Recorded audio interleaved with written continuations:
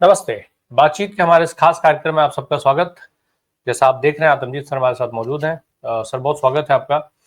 Sir, जी। अभी अभी जो खबर है एक दिन दो दिन पहले की, और ये भी चर्चा लगातार इस चीज को लेकर के चल रही है कि इतने लंबे समय से जो किसान बैठे हुए थे धरने पर, उनको एकदम से जबरिया उठाया गया, धोखे से उठाया गया। एक तरफ केंद्र सरकार के लोग उन किसान नेताओं से मुलाकात करते हैं, और दूसरी तरफ उनके यहाँ जो बुलडोजर चला दिया जाता है।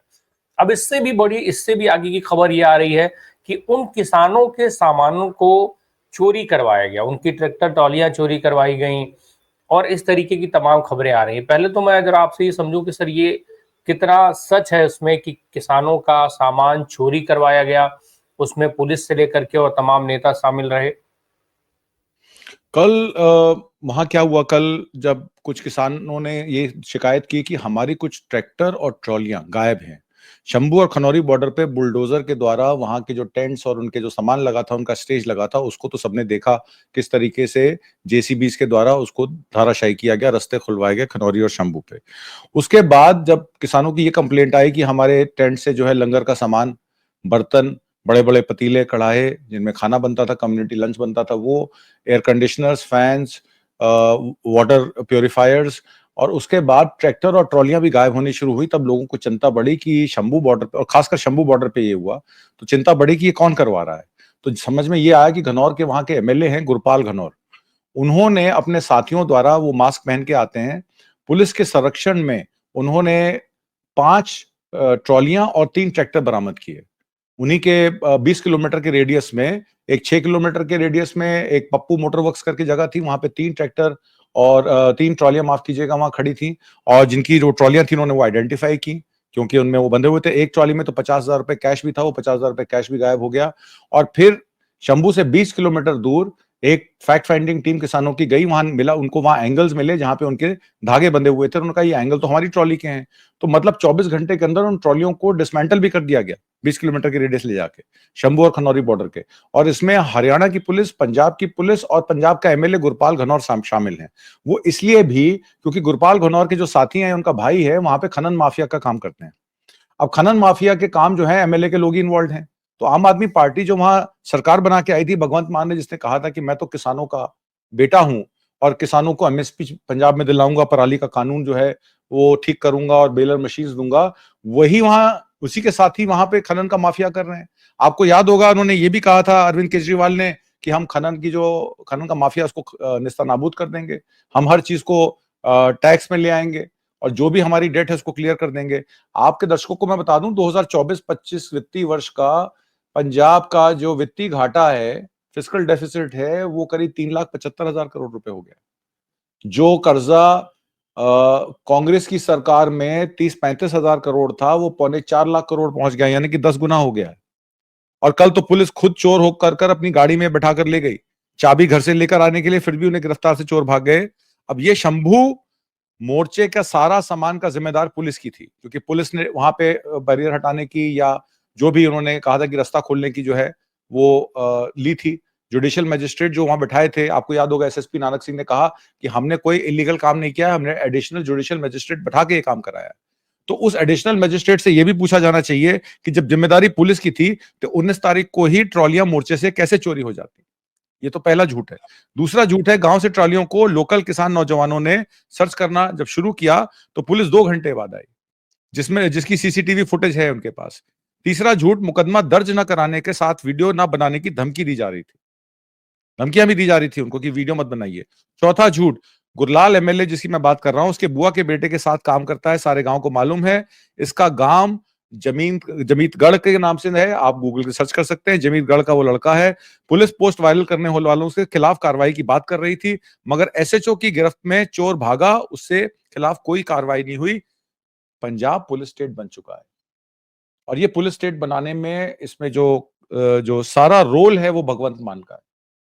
इस तरीके की तानाशाही, लूटपाट पुलिस के संरक्षण में वहां का आम आदमी पार्टी का लोकल एमएलए करा रहा है। किसान क्या इस देश के दुश्मन है? किसान क्या देशद्रोही है? किसानों ने किसी का नुकसान किया? किसान अपने हक की लड़ाई लड़ रहे हैं, और अपने हक की लड़ाई लड़ने के लिए भी उन्हें पहले पुलिस से जूझना पड़ता है, फिर वहां के लोकल एडमिनिस्ट्रेशन से जूझना पड़ता है, फिर एमएलए के साथ जूझना पड़ता है।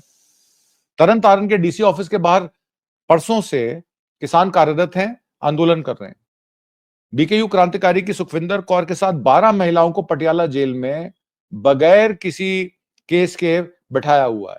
वो कहते हैं हमने सेक्शन 170 के तहत उनको डिटेन किया है। आप 170 के तहत बीएनएस के डिटेन कर सकते हैं, 24 घंटे से ज्यादा डिटेन नहीं कर सकते। क्या आपने उनको मजिस्ट्रेट के सामने पेश किया? इनका सवाल उनके पास जवाब नहीं है। आपने किस कॉन्स्पिरेसी के तहत बीएनएस 170 लगाई, 170 लगाई धारा? तो और 24 घंटे के बीएनएस 170 का पूरा रूल है, वो ये कहता है कि आप 24 घंटे से ज्यादा किसी को पुलिस कस्टडी में नहीं रख सकते। या तो आप ये बताइए कि उनका कसूर क्या है। डिटेंशन पावर आपके पास सिर्फ 24 घंटे की है, तो आपने उनको 24 घंटे से ज्यादा डिटेन क्यों किया हुआ है? कौन सा पब्लिक ऑर्डर उन्होंने खराब किया? शंभू बॉर्डर से गुम हुई एक और ट्रॉली, इसका वीडियो मेरे पास है। राजपुरा के पास गांव बड़ी कूताखेड़ी में मिली है। पुलिस मूक दर्शक बनकर देख रही है और मोर्चे के सामान चोरी लगातार जारी है। तो आप मुझे बताइए, आम आदमी पार्टी की सरकार जो फिस्कल डेफिसिट को खत्म करने की बात करती थी, किसानों को एमएसपी देने की बात करती थी, मूंगी पे 8,000 रुपए रेट देने का उन्होंने अनाउंसमेंट किया, उसके बाद मूंगी की परचेज नहीं हुई, और शराब नीति के तहत उनके सारे नेता लिप्त। आपने देखा मनीष सिसोदिया जेल गए, अरविंद केजरीवाल जेल गए, उससे पहले सत्येंद्र जैन जेल गए। उन्हीं लोगों को अब आप पंजाब, दिल्ली, गुजरात, छत्तीसगढ़ इस तरीके के कारभार दे रहे हैं। आप रीऑर्गेनाइजेशन स्ट्रक्चर कर रहे हैं। आप चाहते हैं कि अब जो है, क्योंकि अखिलेश यादव जो है वो पार्लियामेंट में चले गए हैं, तो अब उनको भी, अरविंद केजरीवाल को हो रहा है कि मैं लोगों की नजर में कैसे रहूं, मेरी बात को कैसे सुना जाए, मैं अपनी इमेज को कैसे भुनाऊं। तो वो भी राज्यसभा की जाने की तैयारी कर रहे हैं। सुनने में ये भी आ रहा है कि राज्यसभा के एक सदस्य को रिटायर करवा के आपके अरविंद केजरीवाल पंजाब से जो है राज्यसभा चुने जाएंगे। तो इसका मतलब है आपकी राजनीति सिवाय बीजेपी के एंटी इनकम्बेंसी वोट को काटने की है। आप सिर्फ राम के भक्त हनुमान हैं। आप ढोंग करते हैं कि आप पहले कहते हैं कि मैं नास्तिक था, उसके बाद आप आस्तिक बन जाते हैं, और हर तरीके की वो चीज करते हैं जिसमें बीजेपी का राज जो है वो 2047 तक चलता रहे, या बीजेपी की सरकार 2047 तक चलती रहे। तो इसीलिए जो इंडिया गठबंधन के साथी हैं, जो उन्होंने कहा कि आम आदमी पार्टी का होना हरियाणा और दिल्ली में घातक साबित हुआ, वो घातक सिर्फ हरियाणा दिल्ली में साबित नहीं होगा, वो आगामी आने वाले बिहार इलेक्शन में भी होगा, वो आगामी आने वाले बीएमसी इलेक्शन में भी होगा, वो आगामी आने वाले आपके दूसरे इलेक्शन में भी होगा। क्योंकि गुजरात में 13% वोट को कैसे सिक्योर किया जाए, और कांग्रेस किस तरीके से गुजरात में पहल कर रही है, आगे आ रही है। राहुल गांधी ने कहा कि हम जानते हैं कि जयचंद कौन है हमारे, हम जानते हैं कौन बीजेपी के साथ मिला हुआ है, हम पार्टी को साफ कर देंगे। तो आम आदमी पार्टी भी अब गुजरात में सक्रिय होने जा रही है, क्योंकि वो चाहती नहीं कि कांग्रेस रिवाइव हो। आम आदमी पार्टी का एक ही प्लान है, कांग्रेस को बाहर रखो, भारतीय जनता पार्टी के साथ मिलकर अपनी सरकार चलाओ। पंजाब ने यह मॉडल देख लिया। आगामी आने वाले इलेक्शन में आप देखेंगे आम आदमी पार्टी का एक भी एमएलए पंजाब में इलेक्शन नहीं जीत सकता आने वाले समय में, क्योंकि इनके जो चीजें हैं वो सब पंजाब में खुल गई हैं। दिल्ली में तो ये गए, पंजाब में भी जाएंगे, उसके बाद ये कभी वापस नहीं आएंगे। जी बिल्कुल। एक और बड़ा महत्वपूर्ण मामला है सर, दिल्ली में जो जज साहब के यहाँ से कैश बरामद हुआ, उसमें कमेटी बैठा देगी कि वो जांच करेगी, लेकिन इसके आगे क्या होगा? बहुत सारे ऐसे सवाल हैं जो अभी भी उठ रहे हैं। एक तो ये कि आखिर उनको क्यों बचाया जा रहा था, क्यों जो है तुरंत उनके ऊपर कार्रवाई नहीं हुई, लेकिन ये सवाल तो उठ रहे हैं। अब हम जरा उसके आगे की चीज समझना चाहते हैं कि आगे अब क्या होगा। हमेशा जिस तरीके से भारत में जांच होता है, तमाम कमेटियां बनाई जाती हैं, उनकी रिपोर्ट्स आती हैं, ठंडे बस्ते में चली जाती हैं, तमाम की रिपोर्ट्स भी नहीं आती हैं, वही असर होगा इसका भी। देखिए, न्यायमूर्ति वर्मा के आवास पर जो घटना हुई, उसमें कई तरीके की सूचनाएं, या आप मान लीजिए सरकार जैसे कहती है अफवाहें फैलना शुरू हो गई। पहले तो ये आया कि वहां से 50 करोड़ रुपए बरामद हुआ। हाँ। अतुल गर्ग जो दिल्ली फायर के हेड हैं, उन्होंने कहा भाई कोई पैसा बरामद नहीं हुआ है, कोई ऐसा वीडियो नहीं बनाया गया, कोई 27 मशीनों ने आके यहाँ पे कैश नहीं किया। फिर उस पर तमाम तरीके की अफवाहें फैलने लगी कि अगर मान लीजिए 50 करोड़ कैश है और 500 के नोटों में है, तो उसका वजन तो 1470 किलो होना चाहिए, क्योंकि 1.17 ग्राम का एक नोट होता है। तो ये 1470 किलो का जो सामान है, ये एक सूटकेस में तो जा नहीं सकता, ये तो बड़े बड़े संदूकों में जाता। तो वो पैसा जल गया, या वो पैसा वहां से अंडरग्राउंड हो गया, या कोई ले गया। तो इस तरीके की जो बातें फैल रही हैं, उसमें दिल्ली उच्च न्यायालय के मुख्य न्यायाधीश, जिन्होंने 20 मार्च 2025 को कॉलेजियम बैठक से पहले अपनी जांच शुरू कर दी थी, उन्होंने 21 मार्च को अपनी रिपोर्ट सुप्रीम कोर्ट में सौंपनी थी चीफ जस्टिस को। चीफ जस्टिस ने कोलेजियम की मीटिंग बुलाई, इनको कहा कि भाई इनको जो है इनकी गृह पीठ इलाहाबाद भेज दिया जाए। अब इलाहाबाद की बार एसोसिएशन का स्टेटमेंट आता है कि देखिए, एक तो हम वैसे ही अंडर परफॉर्म कर रहे हैं क्योंकि हमारे पास रिक्वायर्ड जज है, उनमें कभी भी जो रिक्तियां होती हैं वो भरी नहीं जाती हैं। आपकी लखनऊ बेंच में ही 6 से 8 रिक्तियां करीब हाईकोर्ट जजेस की चल रही हैं। 5 करोड़ केसेस देश के ऊपर पड़ गए हैं, अब उसका नंबर भी 6 करोड़ हो गया है। एक एक सुनवाई 1.5 साल चलती है, एग्जीक्यूशन नहीं होती है। तो ऐसे मामलों में चाहे वो क्रिमिनल केसेस हो, सिविल केसेस हो या बेल की सुनवाई हो, हाईकोर्ट आगे चलेगी कैसे? और आप इस तरीके के जो दागी न्यायाधीश हैं, उनको उनकी होम हाई कोर्ट्स में भेज देंगे, तो वहां पे क्या उनका मोरल रह जाएगा बाकी जजेस का? आप क्या काम देंगे? ये जो पर्टिकुलर जज थे, ये इलाहाबाद हाई कोर्ट से ही यहां आए थे।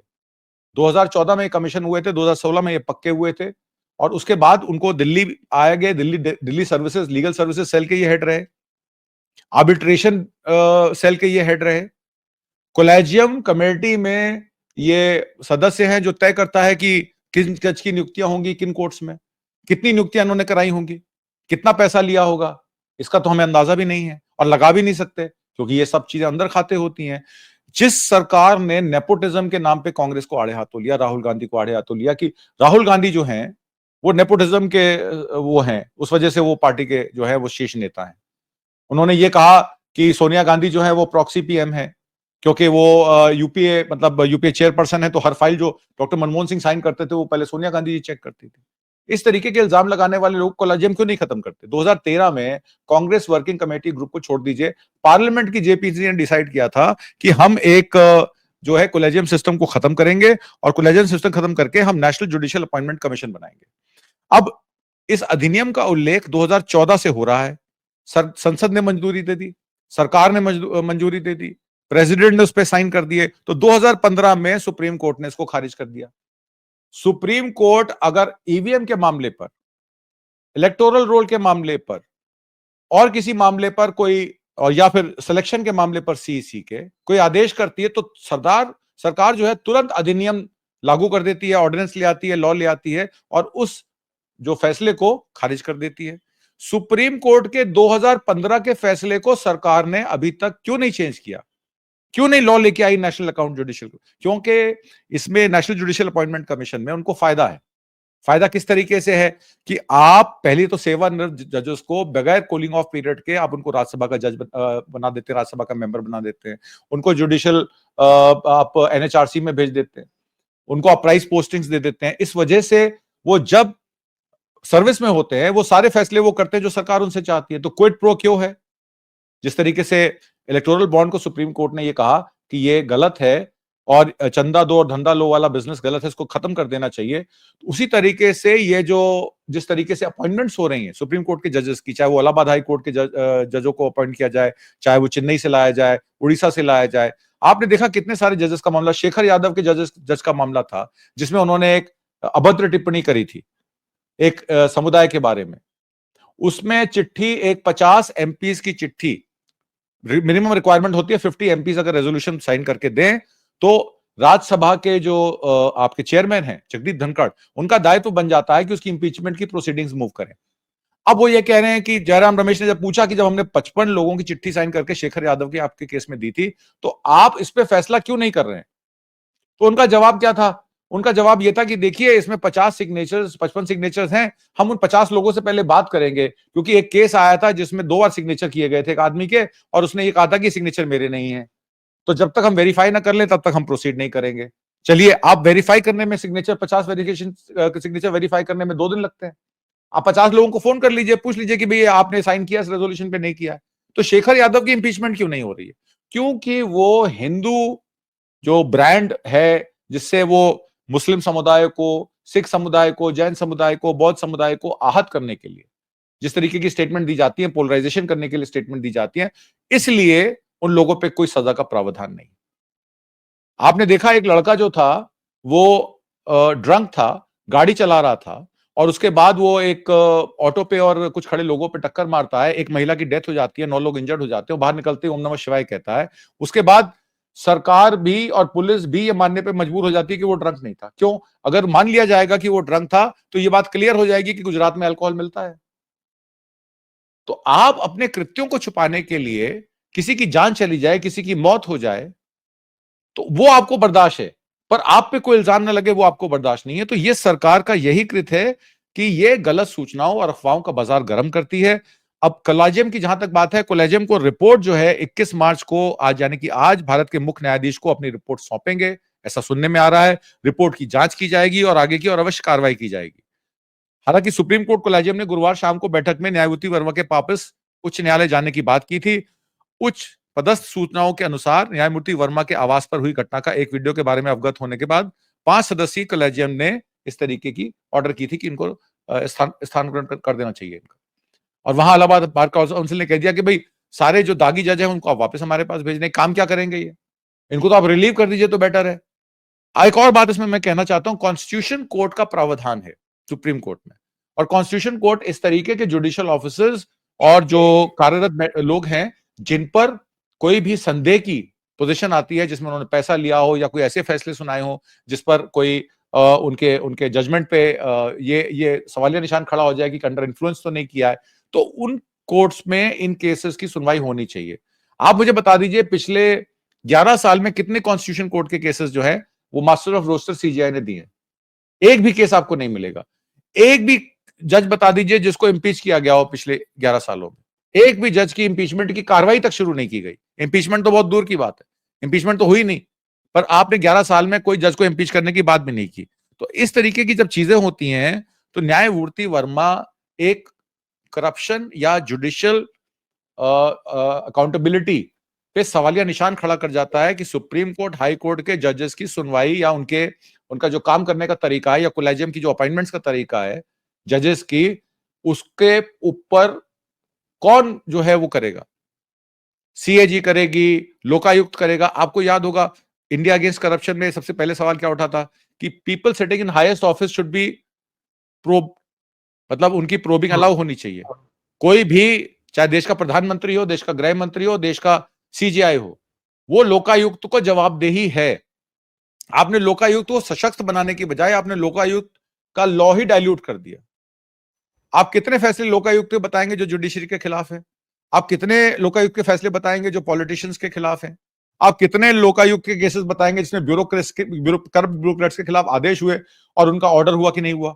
ऑर्डर में क्या होता है? उनको ट्रांसफर कर दिया जाता है, एक पोस्ट से दूसरी पोस्ट, दूसरी पोस्ट से तीसरी पोस्ट। तो सजा तो नहीं हुई ना, उनको तो रिक्वायर्ड सैलरी भी मिल रही है, उनको पेंशन भी मिल रही है, नुकसान तो टैक्स पेयर का हो रहा है। आप 2 लाख रुपए बैंक से निकालने जाएं तो आपको बैंक में फोन करके एक दिन पहले बताना पड़ता है कि भाई कल मैं चेक लेके आऊंगा, मुझे अपने ही अकाउंट से अपना ही पैसा चाहिए, उसके लिए आपको परमिशन मांगनी पड़ती है। तो सवाल यह भी खड़ा हो जाता है कि ये 50 करोड़ रुपया कैश निकाला किसने? किसके खाते का पैसा है ये? कहां जा रहा था? किसने रखा था? उस पैसे का मिलना ही, मैं कहता हूं चाहे 1 करोड़ हो या 50 करोड़ हो, उस पैसे का उस जगह पे मिलना ही एक सवाल खड़ा कर देता है कि एक जज के घर में इतना पैसा पड़ा कैसे था और क्यों पड़ा था, कितने केसेस से वो रिलेटेड था। ज्ञानवापी मुद्दे पर भी ये फलाने जज जो है वो पीठासीन थे। जब ज्ञानवापी केस में जब पिटिशन लगी थी लोअर कोर्ट की, उन्होंने खारिज कर दी थी सिरे से। तो क्या ये मान लिया जाना चाहिए कि ज्ञानवापी का मुद्दा हो, मथुरा का मुद्दा हो, औरंगजेब का मुद्दा हो, ये सब मुद्दे उठाए जाते हैं और भारतीय जनता पार्टी के जो जितने भी मंत्री सदस्य हैं या पार्टी के कार्यकर्ता, पता क्या कहते हैं? वो कहते हैं जाइए कोर्ट चले जाइए। इसलिए कहते हैं कि कोर्ट में उन्होंने सारे पीठासीन जजों को अपने काबू में कर लिया है। नागपुर डिसाइड करता है कौन किसका जज बनेगा, कौन क्या करेगा। तो जब आपने चारों संस्थाओं को खत्म कर दिया, आपने दक्षिणपंथी राजनीति के तहत मीडिया को झूठा ठहरा दिया, आप यूट्यूबर्स को कहते हैं कि आप तो सब झूठ बोलते हैं, आप तो सब ये करते हैं, तो 2-2 रुपए के आईटी सेल जब आप चला रहे हैं तो फिर इस देश का होगा क्या? आपने लेजिस्लेटिव एग्जीक्यूटिव तो खत्म कर ही दिया, आपने मीडिया को एक तहत खत्म कर दिया, अब जुडिशरी पे आपने बिल्कुल ताला लगा दिया। आपको याद होगा नोटबंदी जब हुई थी तो बहुत सारा पैसा कहा जा रहा था कि फलाने होटल में अहमदाबाद में चले जाइए, 5% फीस लगेगी, आप अपने सारा जो अनअकाउंटेड कैश है उसको आप वाइट कर सकते हैं, नए नोटों में बदल सकते हैं। वो 5% 7% कमीशन कौन ले रहा था? कोऑपरेटिव बैंक्स का चेयरमैन कौन था वहां पे? किसका प्रॉक्सी बैठा था कोऑपरेटिव बैंक्स का चेयरमैन जो इन सब चीजों को कर रहा था? सवाल बहुत है। नोटबंदी के द्वारा देश के पैसे को किस तरीके से मैनिपुलेट किया गया, स्त्री धन को किस तरीके से लूटा गया और किस तरीके से आरबीआई से 2.5 लाख करोड़ रुपए अभी तक, बेखल अब तो इस साल का मिला के 3 लाख करोड़ रुपए, 3 लाख करोड़ रुपए अभी तक उन्होंने आरबीआई से ले लिया है एज सरप्लस, जो मेंबर ऑफ लास्ट रिजॉर्ट है। कल को कोई बैंक डूबता है तो कौन जिम्मेदार होगा? जी सर, अब ईडी सीबीआई जैसी एजेंसियां जज साहब पे कार्रवाई करेंगी, जज साहब जेल जाएंगे, गिरफ्तारी होगी? बिल्कुल नहीं होगी।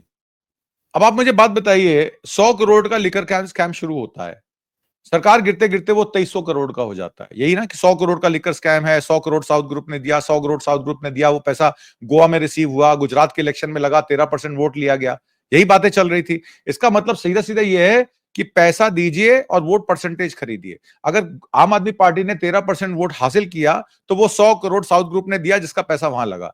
तो इसका मतलब यह है कि अगर Bharatiya Janata party 45% vote secure करती है तो उसमें कितने जीरो ऐड करने चाहिए हमें? कितना पैसा खर्च किया होगा जो 45% वोट सिक्योर किया गया है? तो सारा इलेक्टोरल रोल का मामला हो, सीईसी का मामला हो, आपका इसका मामला हो, इलेक्शन प्रोसेस का मामला हो, ईवीएम का मामला हो, अब सारा मामला जो है वो पैसे पे आके बैठ गया है। जब न्यायमूर्ति के घर पे पैसा मिल रहा है तो आप यकीन मानिए कि पॉलिटिशियंस के पास कितना पैसा होगा। इसका मतलब है ईडी कार्रवाई, निदेशक कार्यालय जो कार्रवाई कर रहा है वो पॉलिटिशियंस के इशारे पे कर रहा है। तो नेता अपने चुने हुए जजेस के घर में क्यों ईडी सीबीआई की कार्रवाई कराएंगे? निष्पक्ष जांच तो हो ही नहीं रही है। सतारा के एक जज पर 5 लाख रुपए रिश्वत लेने का इल्जाम था। जुडिशियल ऑफिसर या उनके ऊपर जो कमेटी बैठी थी, जज ने उनको अपने चेंबर में बुला के सुनवाई की। उस आदमी की बेल नहीं हुई। 5 लाख रुपए का इल्जाम था उसके ऊपर कि उसने रिश्वत मांगी, मिली या नहीं मिली वो अलग बात है। सतारा के एक डिस्ट्रिक्ट जज की बात बता रहा हूं। उस केस में उस आदमी को बेल नहीं मिलती है। क्यों? क्योंकि वो एक गरीब जज है, उसके ऊपर किसी का हाथ नहीं है। वही देवेंद्र फडणवीस का उनके सर पे हाथ होता तो मजाल है उनकी बेल एक सेकंड भी रुकती। तो अगर आप सत्ता के साथ नहीं चल रहे हैं, आप सत्ता के पक्ष में जय श्री राम का नारा नहीं लगा रहे हैं, आप उनकी हां में हां नहीं मिला रहे हैं, तो इसी को कहते हैं अथॉरिटेनिज्म। और एक तरीके से हमारे यहाँ फासिस्ट गवर्नमेंट चल रही है, जिसकी हां में हां मिलाना, उनकी हर चीज को बिलीव करना, जब तक आप वो नहीं करेंगे तब तक आपको कोई अनुदान नहीं मिलेगा। और उसके बाद अगर आप जय श्री राम का नारा लगा के मर्डर भी कर देंगे, 100 लोगों पे गाड़ी भी चढ़ा देंगे, कोई कार्रवाई नहीं होगी आप पे। कह दिया जाएगा इसकी दिमागी हालत ठीक नहीं है, ये पागल है, इसको हमने मेंटल हॉस्पिटल में 1 साल के बाद उसको छोड़ दिया जाएगा। तो इस तरीके की लीपापोती सरकार कर रही है। इसका मतलब यह है सरकार भ्रष्ट है और सरकार में बैठे मंत्री, संतरी, जजेस सभी भ्रष्ट है और ये कीड़ा हर जगह पहुंच गया है। आप किसी से वफा की उम्मीद नहीं करें जो नहीं जानते वफा क्या है। जी राम प्रकाश। बिल्कुल। अब सरकार की मिलीभगत से अभी तक जो चीजें सरकार कर रही थी अब वो तमाम संस्थाएं भी करती जा रही हैं और ये उस सारे कृत्य में पिस केवल और केवल आम जनता रही है और फिर वो वापस जाकर के वही सरकार चुनती है जो उस ढर्रे पर चल रही है। बहुत बहुत धन्यवाद आदमजीत सर हमसे बात करने के लिए। Thank you so much.